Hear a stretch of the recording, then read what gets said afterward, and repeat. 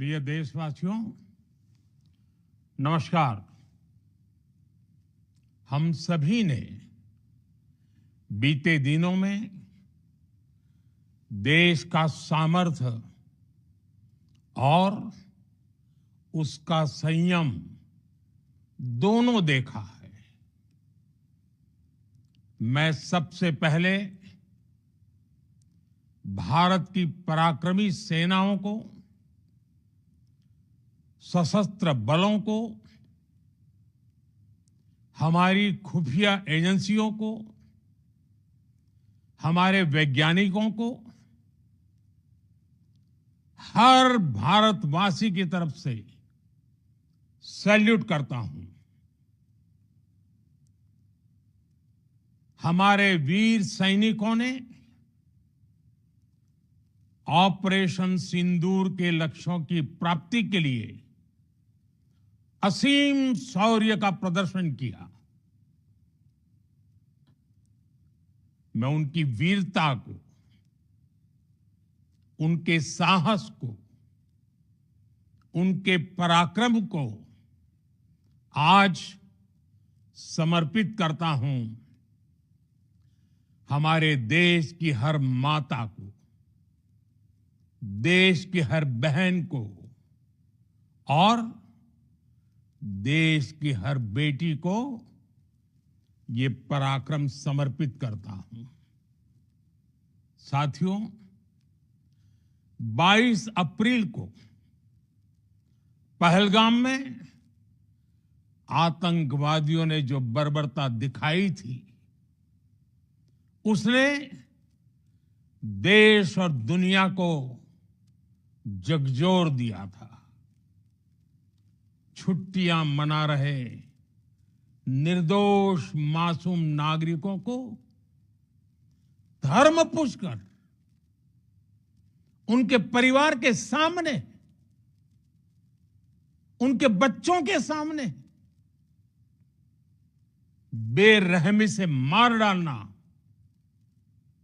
यह आतंक का बहुत विभत्स चेहरा था, क्रूरता थी। ये देश के सद्भाव को तोड़ने की घिनौनी कोशिश भी थी।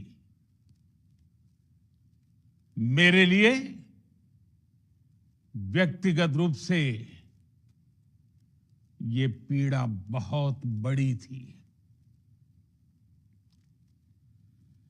इस आतंकी हमले के बाद सारा राष्ट्र, हर नागरिक, हर समाज, हर वर्ग, हर राजनीतिक दल एक स्वर में आतंक के खिलाफ कड़ी कार्रवाई के लिए उठ खड़ा हुआ। हमने आतंकवादियों को मिट्टी में मिलाने के लिए भारत की सेनाओं को पूरी छूट दे दी और आज हर आतंकी, आतंक का हर संगठन जान चुका है कि हमारी बहनों बेटियों के माथे से सिंदूर हटाने का अंजाम क्या होता है। साथियों, ऑपरेशन सिंदूर ये सिर्फ नाम नहीं है, ये देश के कोटि कोटि लोगों की भावनाओं का प्रतिबिंब है। ऑपरेशन सिंदूर न्याय की अखंड प्रतिज्ञा है।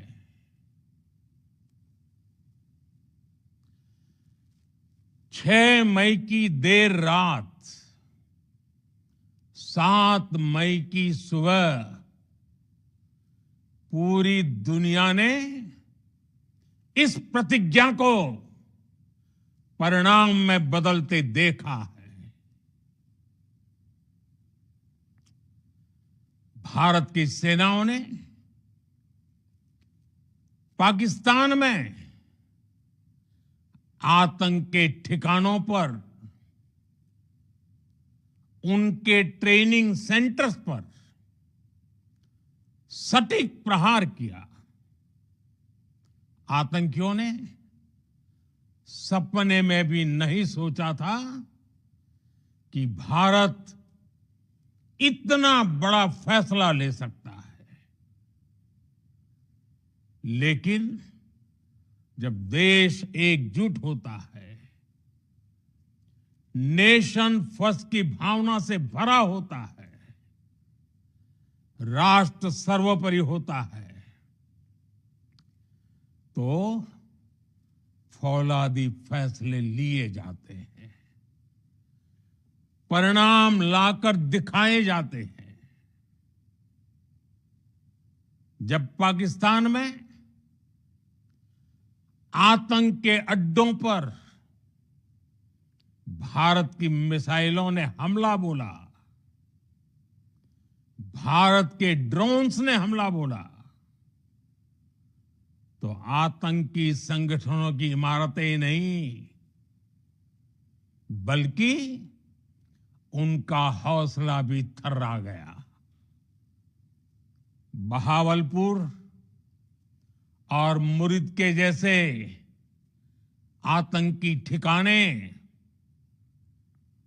एक प्रकार से ग्लोबल टेररिज्म की यूनिवर्सिटीज रही है। दुनिया में कहीं पर भी जो बड़े आतंकी हमले हुए हैं, चाहे 9/11 हो, चाहे लंदन ट्यूब बॉम्बिंग हो, या भारत में दशकों से जो बड़े बड़े आतंकी हमले हुए हैं, उन सब के तार कहीं ना कहीं आतंक के इन्हीं ठिकानों से जुड़ते रहे हैं। आतंकियों ने हमारी बहनों का सिंदूर उजाड़ा था, इसलिए भारत ने आतंक के ये हेडक्वार्टर्स उजाड़ दिए। भारत के इन हमलों में 100 से अधिक खूंखार आतंकवादियों को मौत के घाट उतारा गया है। आतंक के बहुत सारे आका बीते 2.5-3 दशकों से खुलेआम पाकिस्तान में घूम रहे थे, जो भारत के खिलाफ साजिशें करते थे। उन्हें भारत ने एक झटके में खत्म कर दिया। साथियों, भारत की इस कार्रवाई से पाकिस्तान घोर निराशा में गिर गया था, हताशा में गिर गया था, बौखला गया था। और इसी बौखलाहट में उसने एक और दुस्साहस किया।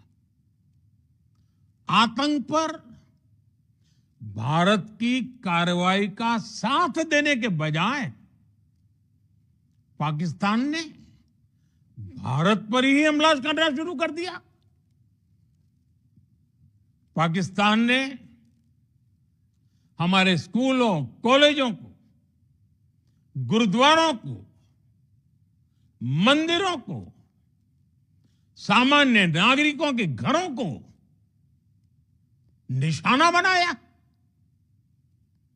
पाकिस्तान ने हमारे सैन्य ठिकानों को निशाना बनाया। लेकिन इसमें भी पाकिस्तान खुद बेनकाब हो गया। दुनिया ने देखा कि कैसे पाकिस्तान के ड्रोन्स, पाकिस्तान की मिसाइलें भारत के सामने तिनके की तरह बिखर गई। भारत के सशक्त एयर डिफेंस सिस्टम ने उन्हें आसमान में ही नष्ट कर दिया। पाकिस्तान की तैयारी सीमा पर वार की थी, लेकिन भारत ने पाकिस्तान के सीने पर वार कर दिया। भारत के ड्रोन्स, भारत की मिसाइलों ने सटीकता के साथ हमला किया। पाकिस्तानी वायुसेना के उन एयरबेस को नुकसान पहुंचाया, जिस पर पाकिस्तान को बहुत घमंड था। भारत ने पहले 3 दिनों में ही पाकिस्तान को इतना तबाह कर दिया जिसका उसे अंदाजा भी नहीं था। इसलिए भारत की आक्रामक कार्रवाई के बाद पाकिस्तान बचने के रास्ते खोजने लगा। पाकिस्तान दुनिया भर में तनाव कम करने के लिए गुहार लगा रहा था और बुरी तरह पीटने के बाद इसी मजबूरी में 10 मई की दोपहर को पाकिस्तानी सेना ने हमारे डीजीएमओ को संपर्क किया। तब तक हम आतंकवाद के इंफ्रास्ट्रक्चर को बड़े पैमाने पर तबाह कर चुके थे। आतंकियों को मौत के घाट उतार दिया गया था। पाकिस्तान के सीने में बसाए गए आतंक के अड्डों को हमने खंडहर बना दिया था। इसलिए जब पाकिस्तान की तरफ से गुहार लगाई गई, पाकिस्तान की तरफ से जब ये कहा गया कि उसकी ओर से आगे कोई आतंकी गतिविधि और सैन्य दुस्साहस नहीं दिखाया जाएगा, तो भारत ने भी उस पर विचार किया। और मैं फिर दोहरा रहा हूं, हमने पाकिस्तान के आतंकी और सैन्य ठिकानों पर अपनी जवाबी कार्रवाई को अभी सिर्फ स्थगित किया है। आने वाले दिनों में हम पाकिस्तान के हर कदम को इस कसौटी पर मापेंगे कि वो क्या रवैया अपनाता है। साथियों, भारत की तीनों सेनाएं, हमारी एयरफोर्स, हमारी आर्मी और हमारी नेवी, हमारी border security force BSF, Bharat के अर्धसैनिक बल लगातार अलर्ट पर है। सर्जिकल स्ट्राइक और एयर स्ट्राइक के बाद अब ऑपरेशन सिंदूर आतंक के खिलाफ भारत की नीति है। ऑपरेशन सिंदूर ने आतंक के खिलाफ लड़ाई में एक नई लकीर खींच दी है। एक नया पैमाना, न्यू नॉर्मल तय कर दिया है। पहला, भारत पर आतंकी हमला हुआ तो मुंह तोड़ जवाब दिया जाएगा। हम अपने तरीके से, अपनी शर्तों पर जवाब देकर रहेंगे। हर उस जगह जाकर कठोर कार्रवाई करेंगे जहां से आतंक की जड़ें निकलती हैं। दूसरा, कोई भी न्यूक्लियर ब्लैकमेल भारत नहीं सहेगा। न्यूक्लियर ब्लैकमेल की आड़ में पनप रहे आतंकी ठिकानों पर भारत सटीक और निर्णायक प्रहार करेगा। तीसरा, हम आतंक की सरपरस्त सरकार और आतंक के आकाओं को अलग अलग नहीं देखेंगे। ऑपरेशन सिंदूर के दौरान दुनिया ने पाकिस्तान का वो घिनौना सच फिर देखा है,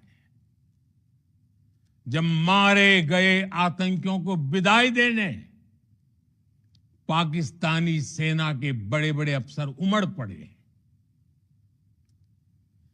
स्टेट स्पॉन्सर्ड टेररिज्म का ये बहुत बड़ा सबूत है। हम भारत और अपने नागरिकों को किसी भी खतरे से बचाने के लिए लगातार निर्णायक कदम उठाते रहेंगे। साथियों, युद्ध के मैदान पर हमने हर बार पाकिस्तान को धूल चटाई है और इस बार ऑपरेशन सिंदूर ने नया आयाम जोड़ा है। हमने रेगिस्तानों और पहाड़ों में अपनी क्षमता का शानदार प्रदर्शन किया और साथ ही न्यू एज वॉरफेयर में भी अपनी श्रेष्ठता सिद्ध की। इस ऑपरेशन के दौरान हमारे मेड इन इंडिया हथियारों की प्रामाणिकता सिद्ध हुई। आज दुनिया देख रही है 21वीं सदी के वॉरफेयर में made in India defence equipments, इसका समय आ चुका है। साथियों, हर प्रकार के आतंकवाद के खिलाफ हम सभी का एकजुट रहना, हमारी एकता हमारी सबसे बड़ी शक्ति है। निश्चित तौर पर ये युग युद्ध का नहीं है, लेकिन ये युग आतंकवाद का भी नहीं है। टेररिज्म के खिलाफ जीरो टॉलरेंस, ये एक बेहतर दुनिया की गारंटी है। साथियों, पाकिस्तानी फौज, पाकिस्तान की सरकार जिस तरह आतंकवाद को खाद पानी दे रहे हैं, वो एक दिन पाकिस्तान को ही समाप्त कर देगा। पाकिस्तान को अगर बचना है तो उसे अपने टेरर इंफ्रास्ट्रक्चर का सफाया करना ही होगा। इसके अलावा शांति का कोई रास्ता नहीं है। भारत का मत एकदम स्पष्ट है। टेरर और टॉक एक साथ नहीं हो सकते। टेरर और ट्रेड एक साथ नहीं चल सकते और पानी और खून भी एक साथ नहीं बह सकता। मैं आज विश्व समुदाय को भी कहूंगा, हमारी घोषित नीति रही है अगर पाकिस्तान से बात होगी तो टेररिज्म पर ही होगी। अगर पाकिस्तान से बात होगी तो पाक ऑक्युपाइड कश्मीर पीओके उस पर ही होगी। प्रिय देशवासियों, आज बुद्ध पूर्णिमा है। भगवान बुद्ध ने हमें शांति का रास्ता दिखाया है। शांति का मार्ग भी शक्ति से होकर जाता है। मानवता शांति और समृद्धि की तरफ बढ़े, हर भारतीय शांति से जी सके, विकसित भारत के सपने को पूरा कर सके, इसके लिए भारत का शक्तिशाली होना बहुत जरूरी है। और आवश्यकता पड़ने पर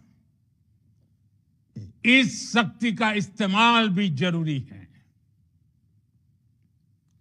और पिछले कुछ दिनों में भारत ने यही किया है। मैं एक बार फिर भारत की सेना और सशस्त्र बलों को सैल्यूट करता हूं। हम भारतवासी के हौसले, हर भारतवासी का एकजुटता का शपथ, संकल्प, मैं उसे नमन करता हूं। बहुत बहुत धन्यवाद। भारत माता की जय। भारत माता की जय। भारत माता की जय।